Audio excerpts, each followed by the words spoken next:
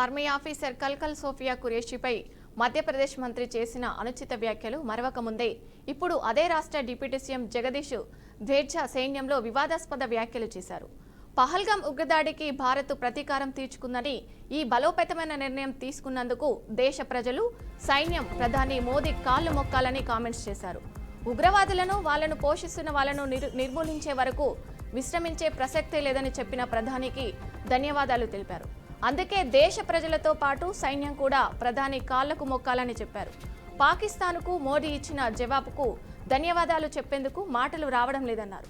Deputy CM Jagadish ధేర్జా చేసిన ఈ వ్యాఖ్యలపై కాంగ్రెస్ పార్టీ బగ్గుమంటుంది. బీజేపీ నాయకుల అహంకారానికి డిప్యూటీ సీఎం జగదీష్ ధేర్జా వ్యాఖ్యలు నిదర్శనమని మండిపడుతున్నారు. ఆ పార్టీ నేతల మనస్తత్వం పూర్తిగా విద్వేషంతో నిండిపోయిందనడానికి ఈ వ్యాఖ్యలు అద్దం పడుతున్నాయన్నారు. और यशस्वी प्रधानमंत्री जी को हम धन्यवाद देना चाहेंगे और पूरा देश की वो सेना, वो सैनिक उनके चरणों में नतमस्तक है. उनके चरणों में पूरा देश नतमस्तक है. उन्होंने जो जवाब दिया है उसकी जितनी सराहना की जाए, जितना कहा जाए, एक बार उनकी. విద్యుత్ శాఖపై తెలంగాణ సీఎం రేవంత్ రెడ్డి ఈరోజు సమీక్ష నిర్వహించారు. విద్యుత్ శాఖ అధికారులతో నిర్వహించిన ఈ రివ్యూలో రైతులకు, ప్రజలకు నాణ్యమైన విద్యుత్ అందించాలని సీఎం అధికారులను ఆదేశించారు. ఈ ఏడాది అత్యధికంగా 17,162 మెగావాట్ల విద్యుత్ ఉత్పత్తి జరిగిందని ఈ సందర్భంగా సీఎం వివరించారు. గత ఏడాదితో పోలిస్తే విద్యుత్ వినియోగం 9.8% డిమాండ్ పెరిగిందని వెల్లడించారు. వచ్చే 3 ఏళ్లలో విద్యుత్ డిమాండ్ మరింత పెరుగుతుందని తెలిపారు. జీహెచ్ఎంసీ పరిధిలో సోలార్ విద్యుత్ ఉత్పత్తికి ఉండే అవకాశాలను పరిశీలించాలని, అందుకు ప్రణాళికలు సిద్ధం చేసుకోవాలని అధికారులకు సీఎం ఆదేశించారు.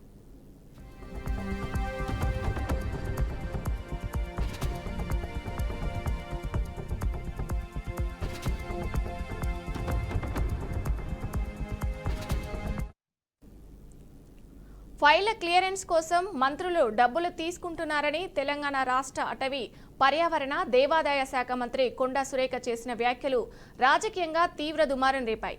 మంత్రి చేసిన ఈ వ్యాఖ్యలు ప్రత్యర్థులను అస్త్రంగా మారాయి. ఇది ప్రభుత్వంలో అవినీతికి నిదర్శనమంటూ వారు విమర్శలు గుప్పించారు. ఈ నేపథ్యంలో మంత్రి కొండా సురేఖ శుక్రవారం ఎక్స్ వేదికగా స్పందించారు. తన వ్యాఖ్యలను కొందరు పూర్తిగా వక్రీకరించారని ఆమె ఆరోపించారు. గత బీఆర్ఎస్ ప్రభుత్వంలోని మంత్రులు ఏ పని చేయాలన్నా డబ్బులు తీసుకునేవారని తాను అన్నానని వివరణ ఇచ్చారు. బీఆర్ఎస్ ప్రభుత్వ మంత్రుల పనితీరును ఉద్దేశించే నేను ఈ వ్యాఖ్యలు చేశానని సురేఖ స్పష్టం చేశారు. తన వ్యాఖ్యలను వక్రీకరించడం సరికాదని, ఈ అంశంపై త్వరలో వీడియో ద్వారా మరిన్ని వివరాలు వెల్లడిస్తానని ఆమె తెలిపారు.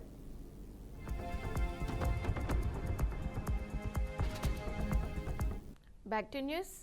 రాష్ట్ర ప్రభుత్వం తెలంగాణ రైతుల కష్టాన్ని చూసి భూభారతి చట్టాన్ని అమల్లోకి తెచ్చిందని మంత్రి పొంగులేటి శ్రీనివాసరెడ్డి అన్నారు.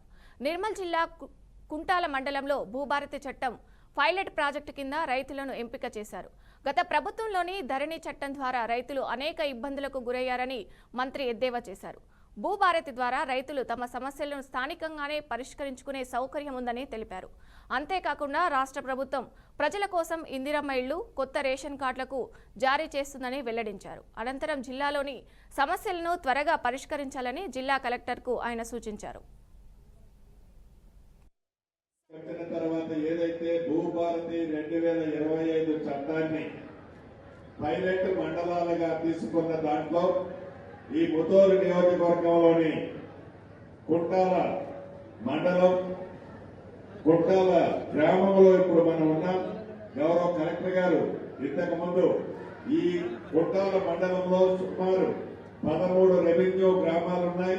ఈ 13 రెవెన్యూ గ్రామాల్లో 3 టీములను ఏర్పాటు చేసి అధికారులు ఎవరయ్యా అక్కడ అధికారులు ఎవరయ్యా 3 గ్రామాలని 3 టీములను ఏర్పాటు చేసి ఈ 3 టీముల ద్వారా ఏవైతే ఆనాటి ధరణిలో సామాన్య ప్రజలు, భూములున్న ఆసాములు, రైతన్నలు వివిధ కారణాల చేత ఇందాక ఏదైతే రైతన్నలు ఇచ్చిన సూచనలు, గౌరవ ఎమ్మెల్యే గారు ఇచ్చిన సూచనలు, మాజీ శాసనసభ్యులు ఇచ్చిన సూచనలు, ఇంకా బోత్ కాన్స్టిట్యున్సీ ఎమ్మెల్యే గారు ఇచ్చిన సూచనలు, వీళ్ళందరూ ఇచ్చిన సూచనలు కూడా ఈ 2025 భూభారత చట్టంలో ప్రజలకి సౌకర్యార్థం, ప్రజలకి మంచి జరిగే విధంగా, భూములున్న ఆసాములకి పూర్తి భద్రత కల్పించే విధంగా ఈ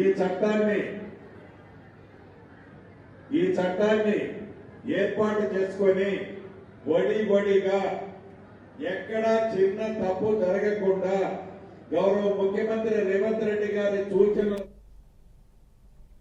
అనంతపురం జిల్లా గుంతకల్లో హైబ్రిడ్ పవర్ జనరేషన్ కాంప్లెక్స్ ఏర్పాటుకు రంగం సిద్ధమైంది. 22,000 కోట్ల రూపాయల పెట్టుబడితో రెవెన్యూ సంస్థ ఏర్పాటు చేస్తున్న పవన బ్యాటరీ విద్యుత్ ఉత్పత్తి సముదాయానికి మంత్రి లోకేష్ నేడు శంకుస్థాపన చేశారు. రాష్ట్రం విడిపోయిన తర్వాత మనకు బ్రాండింగ్ నగరాలు లేవని, కేవలం చంద్రబాబు నాయుడు అనే బ్రాండ్ మాత్రమే ఉందని మంత్రి లోకేష్ అన్నారు.